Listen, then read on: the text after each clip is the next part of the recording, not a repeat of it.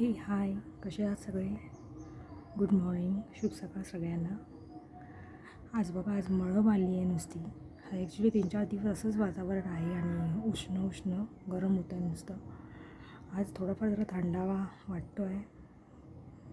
मागील काही दिवस थंडी भरपूर होती, अचानक थंडी गायब झाली आहे. नुसतं घाम सुटतो काम करेपर्यंत. तुम्हाला ते आमच्या इथे बाजारात मंदिर आहे, तुम्हाला ऐकू येत असेल, भजन चालू आहे. आता थांबलं. सकाळी सकाळी देवाची गाणी ऐकू येतात. 5:30 झालं उठलं की.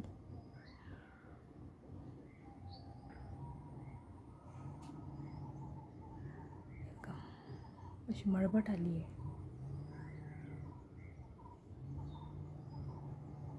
आज तर तुम्हाला ते डोंगर दिसत आहेत ना, तर धुकं एवढं असतो की ते डोंगर दिसत नाहीत.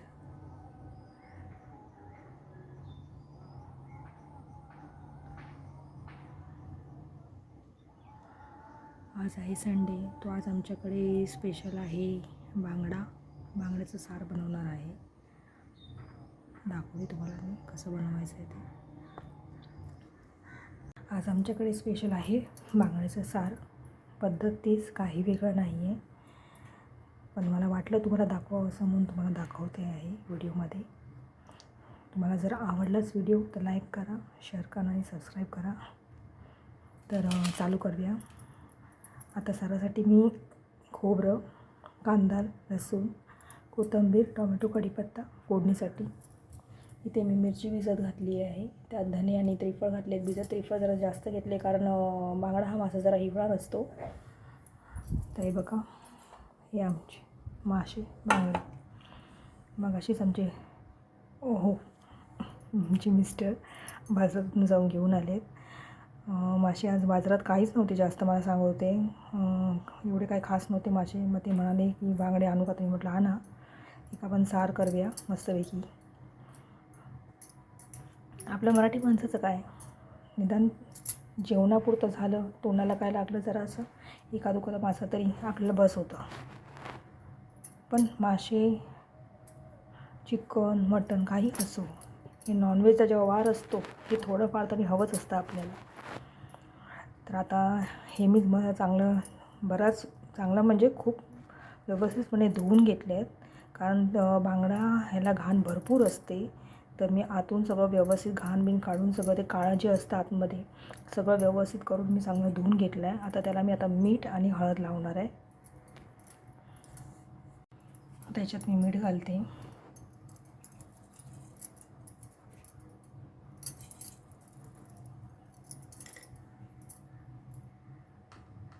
हळद आता एकदा घातली की परत मी वाटपात घेणार नाही आहे.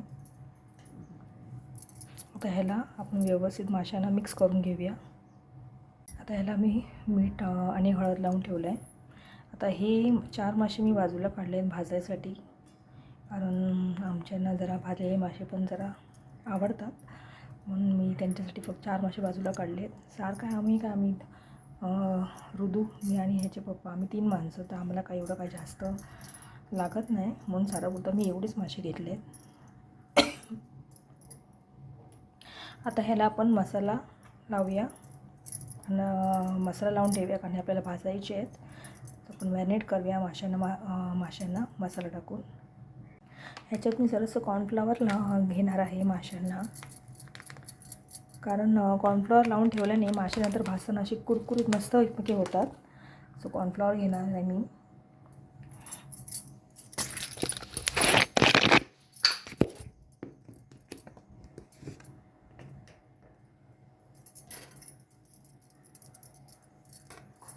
त्याला पण मस्त चांगल्यापैकी मिक्स करूया, माशाला लावून घेऊया. हे बघा, आता इथे मी मसाला आणि कॉर्नफ्लॉवर लावून ठेवला आहे. काही लोक आगोळही लावून ठेवतात, कारण मासा हिरवा नसतो म्हणून आगोळही घेतात भाजताना, पण मी आज नाही घेतला आहे, कारण तसाही मासा भरा लागतो असा साधा भाजला तरी. तुम्ही एकदा नक्की ट्राय करा, नंतर मला सांगा कसा लागतो ते. आपण बाजूला ठेवूया. आधी पहिला आपण सार करून घेऊया, नंतर आपण मासे भाजूया. आता इथे वाटपात आधी मी कांदा, लसूण,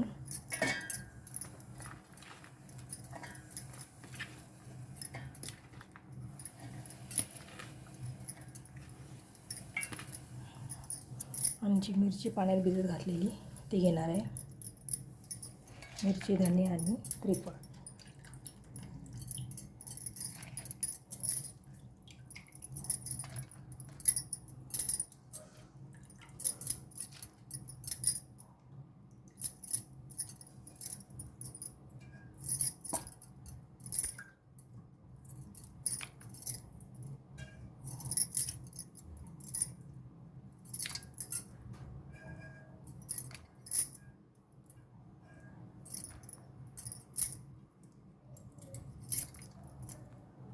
तर इथे वाटपात आपण कांदा, लसूण, लाल मिरची, धने आणि त्रिफळ घेतले आहेत. आता यात आपण मीठ घालणार आहोत.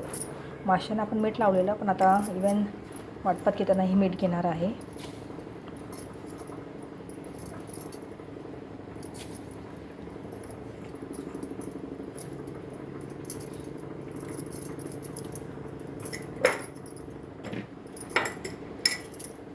तुम्हाला हे मीठ जास्त वाटत असेल, पण हे जास्त नाही आहे.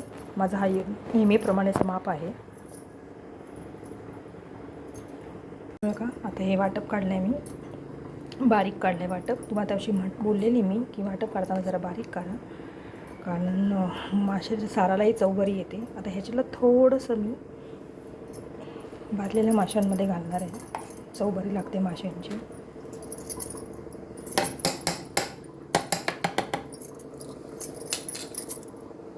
आता इथे मी तेल तापत ठेवलं आहे.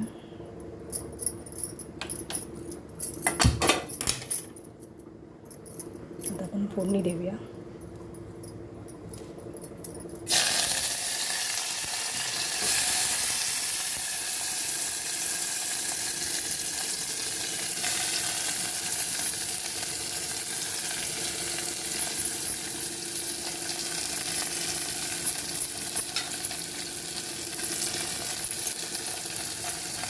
त्यात आता हे मासे घालले.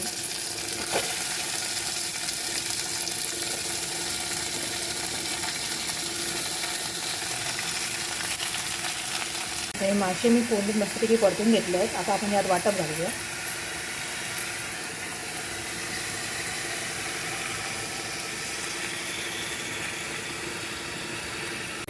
हे बघा, आता यात आपण कोकम घालूया. तुम्ही चमच्याने अजिबात ढवळायचं नाही आहे. टोप हलवून गॅसवर ठेवायचा आहे. आता इथे मी खोबऱ्याचं वाटप काढलं आहे बारीक. आता हे आपण त्याच्यात मिक्स करूया.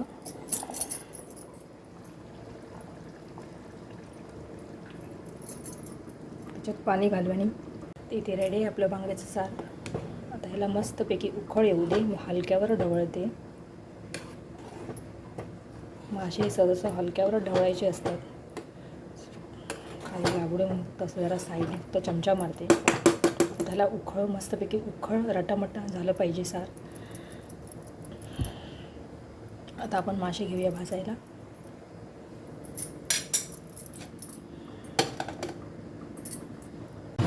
आता इथे माशांना भाजायला मी रवा, तांदळाचं पीठ घेतलं आहे, मिक्स केलं आहे. ह्याच्यात मी मसाला घेणार नाही, कारण ह्याला मी मसाला ऑलरेडी लावलेला आणि त्यात मी मिरचीचं पेस्ट पण टाकलेलं. सो खूप तिखट होणार जर मी ह्याच्यातही मसाला घेतला तर. सो ह्याच्यात मी मसाला घेणार नाही आहे. ते मी तेल तापत ठेवलं आहे. आता मासे घेऊया आपण भाजायला. पीठ व्यवस्थित माशांना लागलं पाहिजे. लावताना आपण जरा त्याला दाबूया.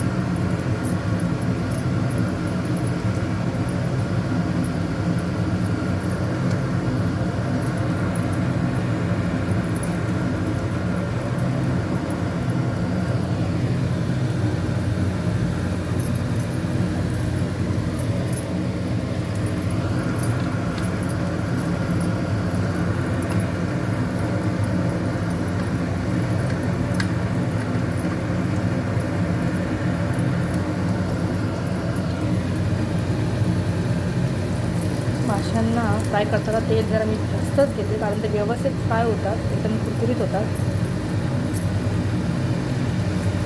ते आपले मासे फ्राय होत आहेत. इथे आपलं सार तयार होत आहे. मी म्हणा आता आवाज कसला, तर हा ह्याचा आवाज आहे, आमच्या चिमणीचा, फेबरची आहे. हे बघा, हे जे बटन आहे त्याची कमी जास्त करायचं आहे, हे वाढवायचं आणि कमी करायचं आहे. हे लॉक बटन आहे. मग हे बघा, हे जर बटन आपण दाबलं अशी लाईट चालू होते, कमी करता येते, परत प्रेस केली की उजेड कमी होतो आणि एकदा प्रेस केली तरी बंद होते. हा आहे फॅन. हे कमी जास्त करायचे आहे दोन्ही, हे वाढवायचं आणि कमी करायचं आहे, की इथून हवा येते.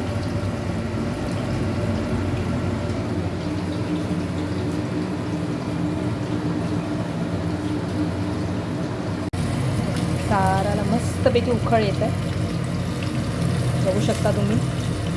रट्टामट्टा, चांगला रट्टामट्टा झालं पाहिजे सार, आपल्या कोकणी भाषेत म्हणायला गेलं तर.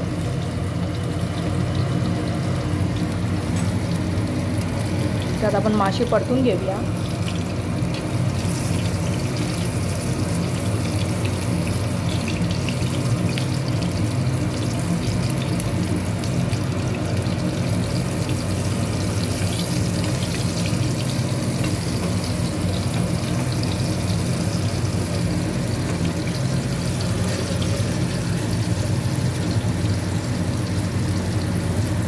ही मासे एकदा परत परतवूया. मी एक दोनदा तरी मासे व्यवस्थित परतून घेते, कारण दोन्ही बाजूने व्यवस्थित भाजले पाहिजे, ते असे कुरकुरीत झाले पाहिजे.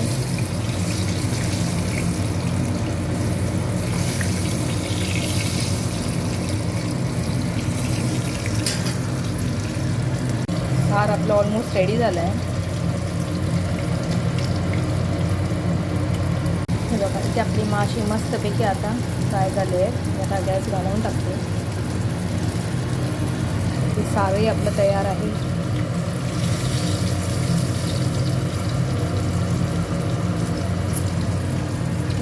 आजचा व्हिडिओ इतकाच.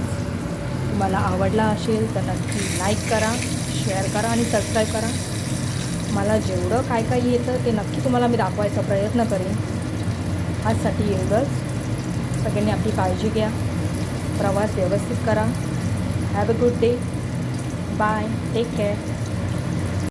I'm dreaming in dreams bigger than me, taking my time, giving to me, paint my life into a masterpiece, coloring